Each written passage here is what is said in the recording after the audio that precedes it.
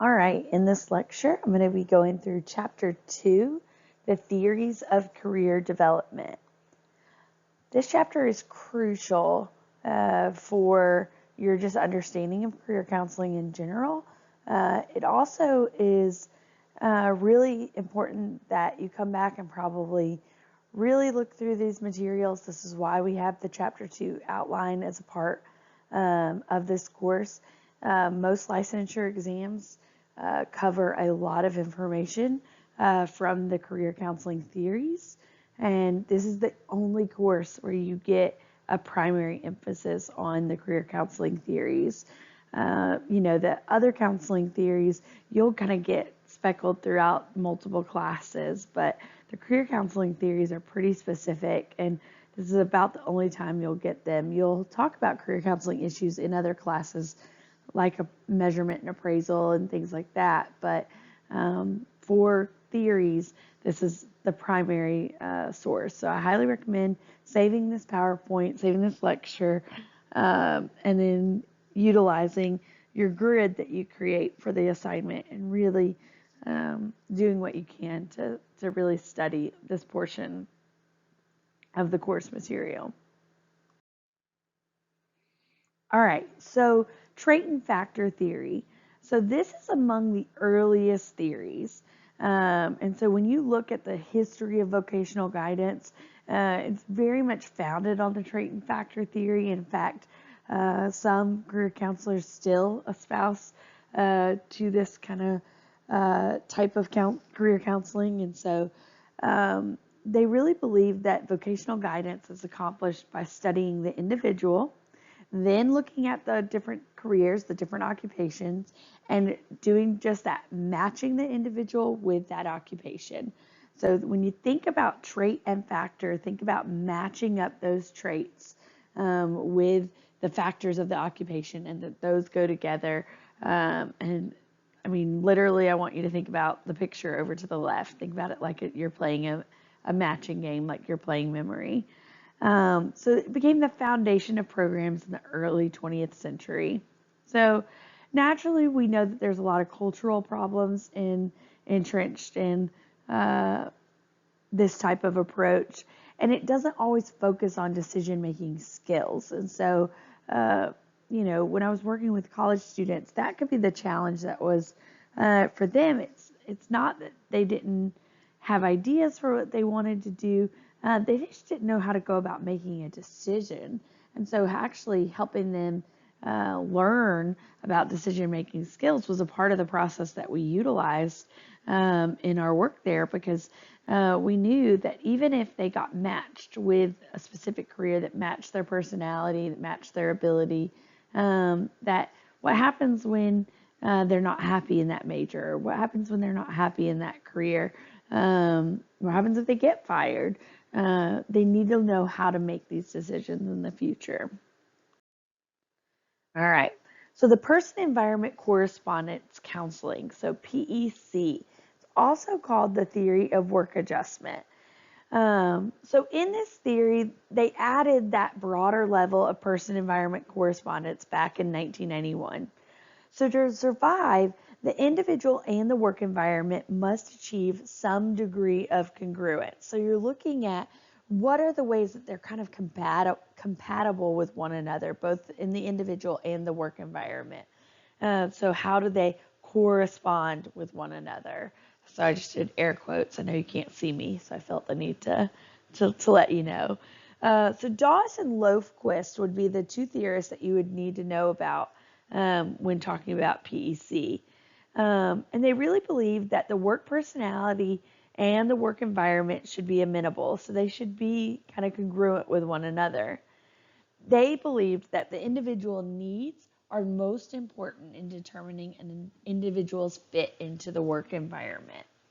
And we know that PEC theory emphasizes that work is much more than just a task-oriented procedure. So it's not just a come in, do your job, do the checklist, check, check, check, and punch out for the day. But it includes human interactions. I mean, you have a boss, you have colleagues, you might have customers, depending on your field. We know that there's many sources of stress and rewards, depending on the job, and many other psychological variables. And so that's what this PEC really is looking at. It's kind of what are all the variables that make up someone's kind of happiness in a work environment. So they really believe that an individual needs and their reinforcement system that characterize the work setting, these are important aspects of stability and tenure. So someone is more likely to stay at a job and continue working for a company if their needs are being met and they're being reinforced correctly. So this is going to be, if you think about that company that has a really good commission policy, and maybe they even have added like competitions. So you make X amount of sales, you get this prize. And you're competing with your coworkers. I know one of my first jobs, actually, when I was in high school, I was working for McAllister's Deli, and they would do different kind of reinforcements. So things that we were needing to upsell. So on a certain day, they would be like, okay, today we're going to be upselling cookies. Whoever sells the most cookies gets a gift card. And I am competitive. I love anything that I can win at. And so for me, that they were plugging into my reinforcement system. I enjoy competition more than I cared about the process of it, more than I do about the gift card. I could care less about winning the gift card, but just knowing I won and the satisfaction of winning. So you better believe on those days, I sold cookies like crazy because I wanted to win that day. And that's what this theory is talking about, that job placement is best accomplished through the match of the worker's traits with the requirements of the work environment. So if you look at page 25, it looks at the theory of work adjustment. And so it's talking about that job satisfaction. That really means that it's the satisfaction with coworkers, supervisors, the type of work, how much autonomy, how much freedom do they have in their work, how much responsibility are they given, and then opportunities for self-expression and for serving others. All of these are important predictors of tenure. The individual needs and values are the important components of satisfaction, and they need to be addressed in career counseling in order to assist in work adjustment. So I already talked about that I gave you one example of kind of a satisfaction system or a reward system. And we know that there are different reinforcers of satisfaction. So career counselors need to individualize to explore interests, values, and needs of their client. Work adjustment, this means that it's the satisfaction in variables like the individual's ability to perform certain tasks or the required work, or the individual's ability and how they relate to the work requirements equals their components of work adjustment. So in Blackboard, you'll see I have this link posted, but I really like to kind of stress here, it actually takes 10,000 hours to become an expert in something. And so Anders Ericsson from Florida State University, he's a psychologist whose research on expertise spawned the 10,000 hour rule of thumb. And he said, you don't get benefits from mechanical repetition, but by adjusting your execution over and over to get closer to your goal. And so I think it's important that you realize that it's not just, 10,000 hours of doing something over and over again, but you have to make kind of tweaks and changes in order to get closer to your goal. That 10,000 hour rule is really important when you're talking to anyone in a career counseling setting, especially for millennials, because there's a reality that I think some of us leave, we graduate, whether that's high school or college, and we just think, oh, I'm now trained to do X, I can do this, and I'm going to be happy. And the reality is that's not always the case. There's a developmental process that has to happen when somebody's learning a job in order to become comfortable in it and to become good at it. So identifying these personality traits, abilities, and values, there are so many ways to go about doing this. And so I actually listed a lot here, and I would actually encourage you to jump on Blackboard. I gave you a list of a ton of activities to do with this chapter. And I really highly suggest you taking some time and doing some of these activities for yourself. Um, It'll help you in your own career journey, which will help you write the paper for this course. But these are great tools you can use with clients. And I'll be honest, you're not going to be able to just jump in and do one of these if you haven't done it yourself. They're pretty easy and great to implement with clients, but you need to practice before doing that. So, um, in there, I have listed a skills bombardment. It's literally where you pair two people up and you bombard each other with skills. It's a really cool brainstorming exercise to help people come up and even be able to identify the skills they possess. There's a values assessment. This one is a really great values checklist. Helps someone kind of start to kind of hierarchy, kind of the different values that they might possess.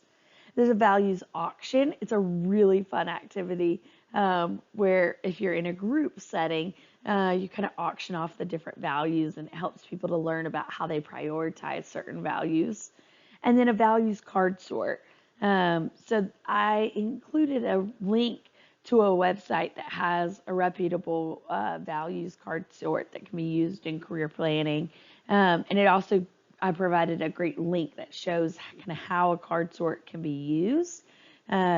I've used all of these with clients, and they're super helpful. I really like kind of infusing values and kind of how work values and personal values, family values kind of fit into the puzzle. And so those are several great resources that can help you in navigating those conversations.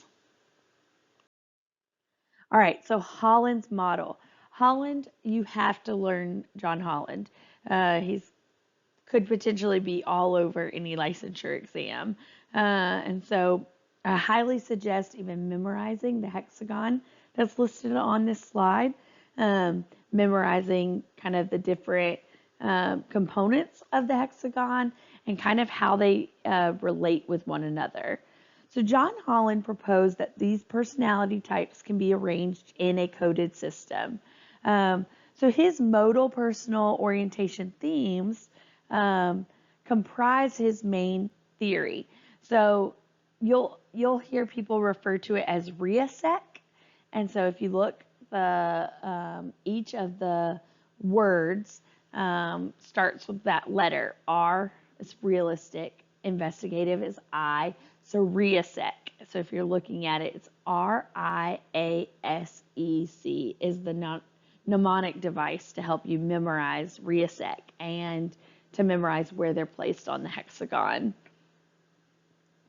So Holland believed that individuals are attracted to a particular role, demand of an occupational environment that meets their personal needs and provides them with satisfaction. So refer to table 2.1 in your textbook. So for this class, you're going to be taking the strong. You're also going to be taking the MBTI and utilizing the ONET assessment as well. But the strong is helpful because you actually are going to get to see your results and see where you would fall kind of on the hexagon. So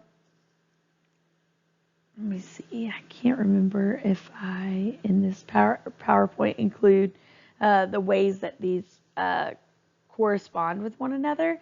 If you attend the group assessment, you'll hear me talk a lot about that. But as you learn about the hexagon, you'll see that the ones that are placed beside each other are more similar. The ones that are opposite of one another are more different and tend to be kind of opposite of one another.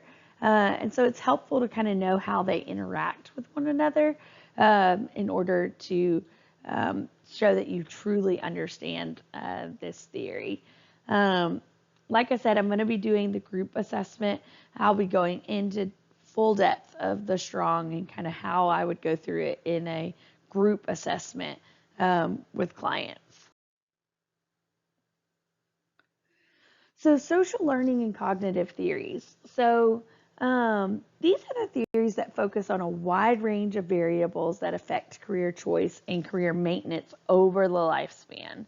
So it's looking at things like social conditioning, social position, and different life events that are thought to significantly influence career choice.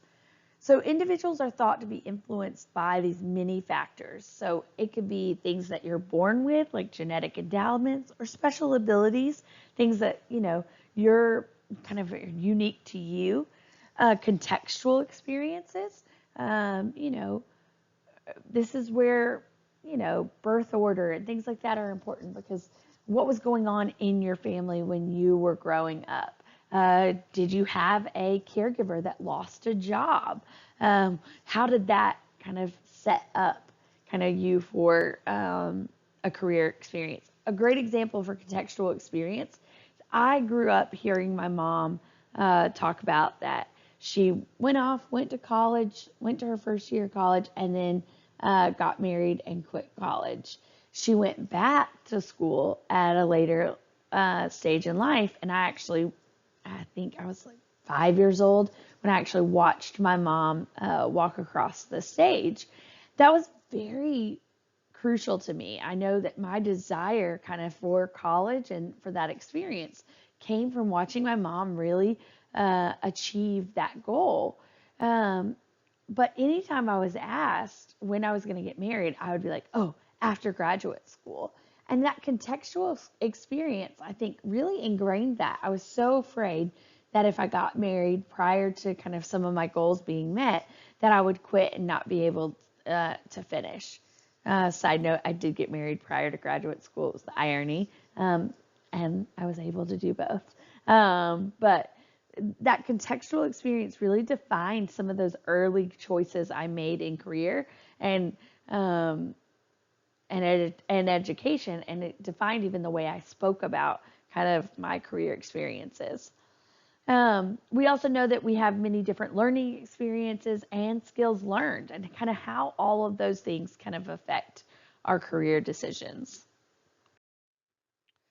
So, social learning theories. So Crumboltz has a learning theory of career counseling. So you're going to want to be familiar with Crumboltz. I think you'll even watch a video on him within MindTap. So it was first proposed in 1975. And so it's the learning theory of career counseling, LTCC. So it's based primarily on life events that are influential in determining career selection. So both direct experience and observation. And so it's looking at kind of what are these things that we're born with. So what are our genetic endowments and these special abilities? What are these inherited qualities that may set limits on the individual career opportunities? What are some environmental conditions and events? So these are the factors that go beyond the client's control. So things like government policy or availability of certain natural resources. How does that limit kind of some of the career opportunities that might be at play? Learning experiences. So learning through the reactions to consequences or through direct observable results of actions and through the reactions of others. And then we also know that we have many associative learning experiences. So it can include negative and positive reactions to pairs of previously neutral stimuli. You might have, and I can say, I can't say this. I can't say this just because but my dad was a car salesman, but a classic stereotype of car salesmen is that the car salesmen are crooks. So how did you learn that that is a common stereotype? It was learned maybe through observations, maybe written materials, pop culture. I know I've seen that many times kind of made out on like different movies or TV shows. So what are kind of those associative experiences that are shaping your ideas of career? And then task approach skills. We know that we have certain problem solving skills, work habits, mental sets, emotional responses, and cognitive responses. and that they are largely determined by the outcome of the problems and the tasks that the individual faces. So, futuristically, we need to use how the counselor addresses the following problems and several observations for career counseling, and those are found on page 36 of your book. So, planned happenstance. This is a fun one. This may not be one you're as familiar with. Um, I would say most of these career theories you're probably not familiar with, but you may not have heard of this before. So if you haven't already, I suggest take a break. So pause this PowerPoint. This is a very long PowerPoint. I cannot get through all of this theory and it not be super long. So pause, take a break, and actually go watch the Friends clip I posted in the supplemental materials. It gives an awesome example of planned happenstance. And if you want to process it, jump on the Q&A discussion board. I'd love to hear kind of your reactions to it. There is a content warning on there. I put that on the link, so just be warned of that. But planned happenstance. So I love this quote. The best place to be is where you trust yourself to dance between the lines of letting things happen and making them happen. So the main premise of planned happenstance is that you're planning ahead for luck. So you're making sure you're in the right place at the right time. You're making those connections that give you the opportunities, and you're finding the things you want and actually getting them. So the primary premise suggests that chance events over one's lifespan can have both positive and negative consequences. So why are we discussing chance? Like, why is this important? Well, we know that life is complex and changeable. So coping with uncertainty and being flexible are desirable, employable skills. So remember how we talked about in chapter 1, the changing workforce and how rapidly technology and the global workforce is making things. This is why planned happenstance can be such a great tool to be thinking about when working with clients. And so we know that exploration can generate some of these chance opportunities. And these skills let people seize those opportunities. So if you've watched the Friends clip at this point, I want you to stop and think back. Kind of what chance opportunity did Rachel run into, and how did she set herself up kind of for that chance, and what did she have to do to kind of seize that opportunity? What skills did she possess that gave her the opportunity to be able to take advantage of the run-in with her previous boss? So to seize opportunity, there are several skills you have to possess, and this is kind of what they mean. So curiosity, naturally, this is being willing to explore new learning opportunities. Persistent, how much effort will you kind of exert despite all the setbacks? How flexible are you? Are you willing to change your attitude and circumstances? How optimistic are you? Are you viewing new opportunities as possible? And then risk taking. Are you taking action in the face of uncertainty? So this is why I love using media examples, because if you've watched the clip by now, if you haven't, pause and go watch it. I can't plug it enough. Think about how you saw Rachel use all 5 of these skills, or didn't use these 5 skills in that one clip after being fired. I think it's a really great opportunity. You can see kind of how and where she applied some of those skills and how it set her up to kind of maximize the use of chance.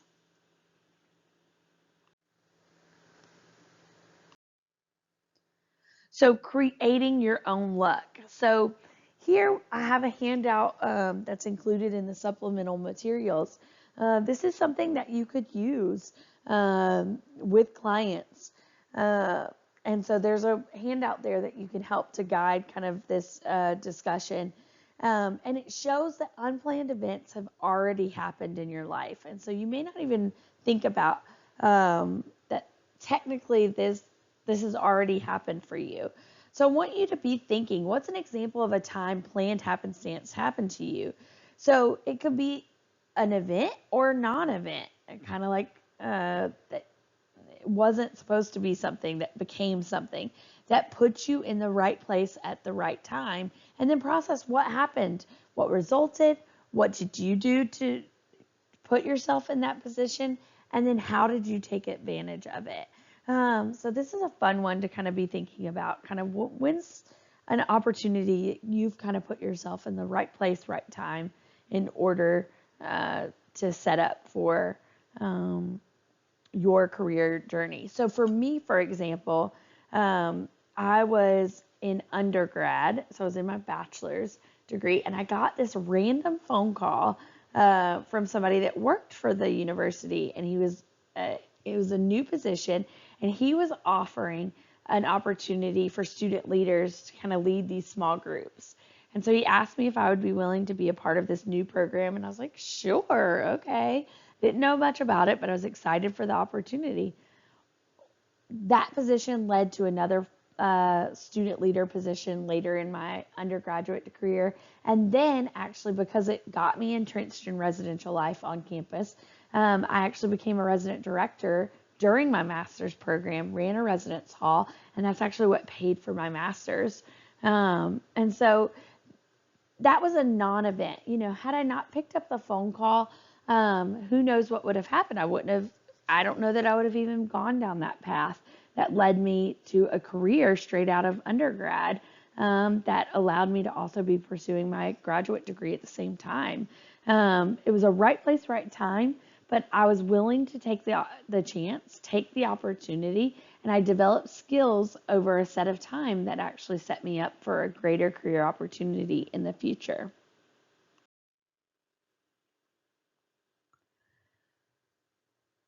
So now think of unplanned events this past year that might have some potential career significance. I want you to be thinking about a setback you have faced and how you could persist in that area. And then creating your own luck. So this is where you're getting your clients to start planning for the future. So what is a chance event you wish would happen to you? And how can you act now to increase the likelihood of that event? So when I'm teaching this in my undergraduate course, I would say, how can you use this class, it was called Exploring Majors and Careers, to generate opportunity? And then I would actually have them brainstorm thinking of a risk that they wish they could take. And how would their life change if they acted? How would their life change if you did nothing?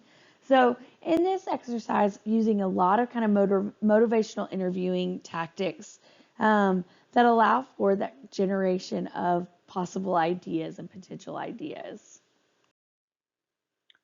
So the cognitive information processing perspective, so delving back into kind of more specific theory. So CIP, this is applied to the career development in terms of how individuals make a career decision and how they use information in career problem solving and decision making.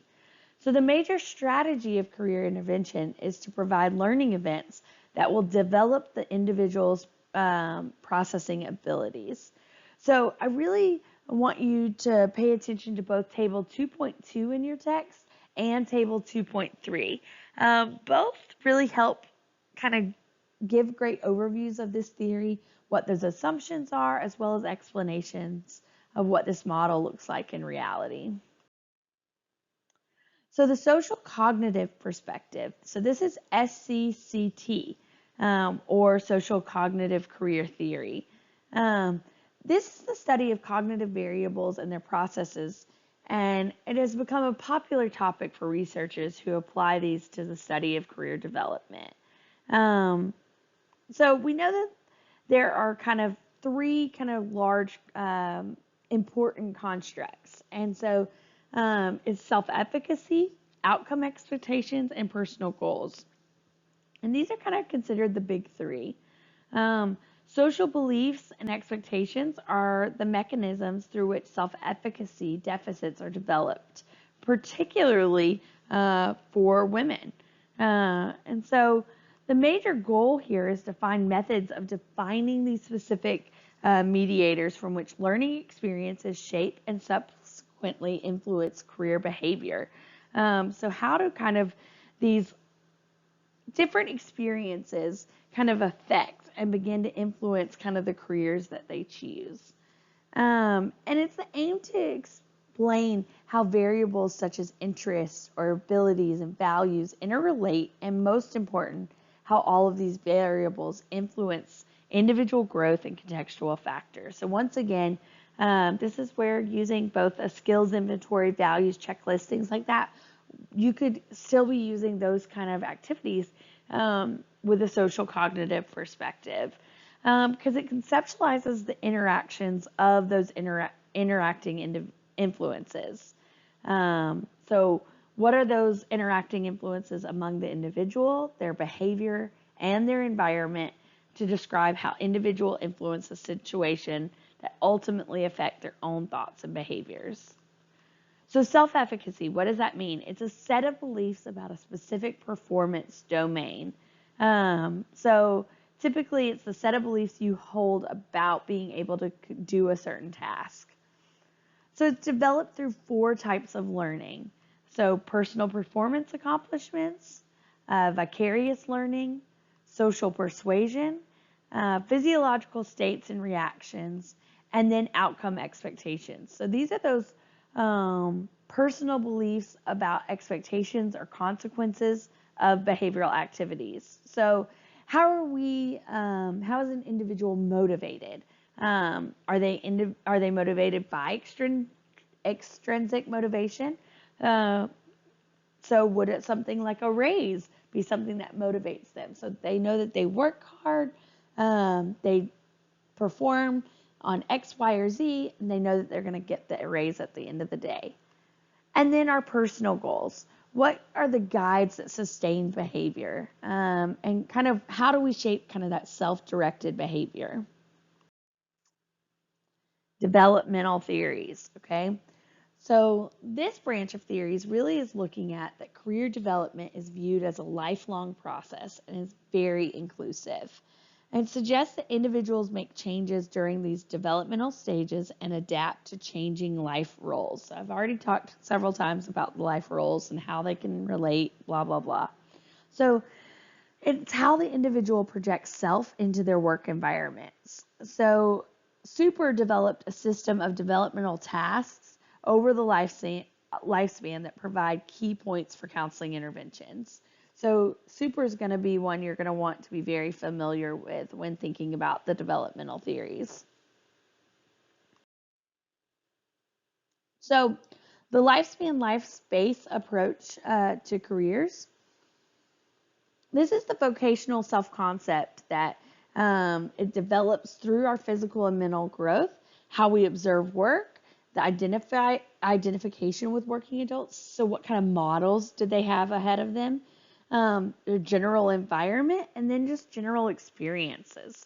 So how does an individual implement these self-concepts into their career as a means of self-expression?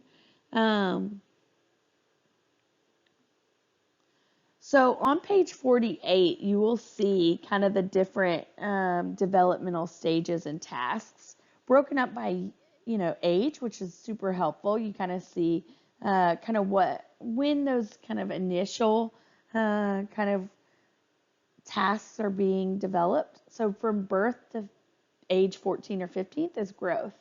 So that's when they're just developing that initial interest and initial needs, a self-concept. And so if you think about career planning and career guidance in the schools, this is why they emphasize it now as early as they do. And then on page 49, it kind of gives kind of the different developmental tasks that are occurring at the different stages. And so it's really helpful to think about that.